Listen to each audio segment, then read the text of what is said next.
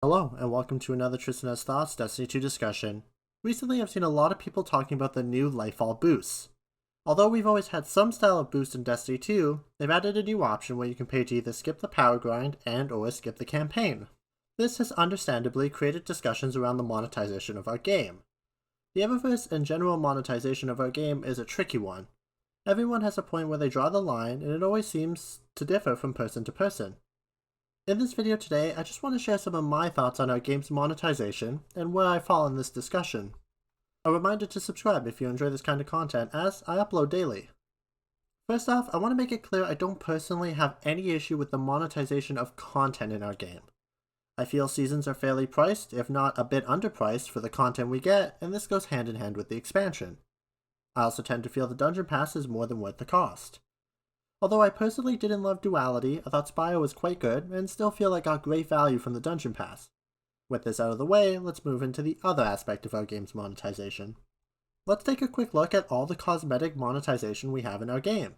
Every season we get an Eververse refresh, a seasonal event Eververse refresh, a seasonal event premium card pass, silver-only items, synth strand, seasonal silver bundles with unique cosmetics, and now the power and campaign boost. When you chalk it all up, it does come across as quite a bit. To preface some of the comments I can perceive seeing, no, I don't think we have any pay-to-win monetization in our game. Thankfully, I cannot buy a damage booster for my Dead Man's Tale and one-shot people in PvP. While some may try and argue that players who don't partake in expansions and seasons may feel they are at a disadvantage, I don't vibe with that all too much. At the end of the day, we do play a looter-shooter, and if no new loot was added with an expansion, it would be pretty dull. Part of me wants to say I'm not really fazed by our game's optional monetization at all. I rarely interact with the Eververse to the point where I have almost 100k Bright Dust stockpiled. I really feel no draw to purchase silver, and thankfully if there was something I really wanted, I could probably just pick it up for Bright Dust. Transmog I personally think should be free, but it's another system I don't interact with at all. Even though Transmog is a simpler system now, I still see no reason why it had to launch in the state that it did.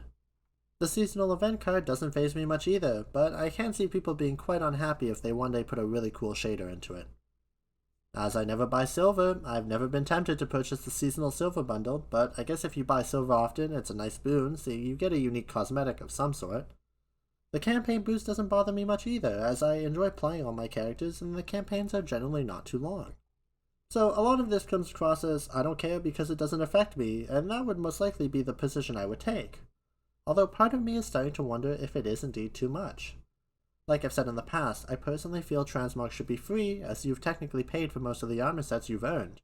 Why now do I have to jump through all these hoops and be limited to 10 a season?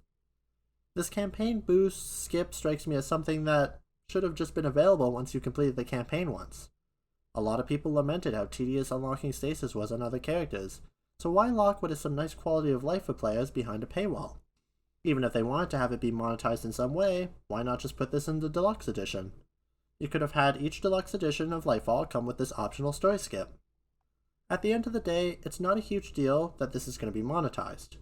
For the players that want it, it's going to be a great deal for them. Being able to pay a few bucks to instantly be able to play other characters is worth it for them. For everyone else, I reckon it'll be worthless. There really is no in-between for something like this.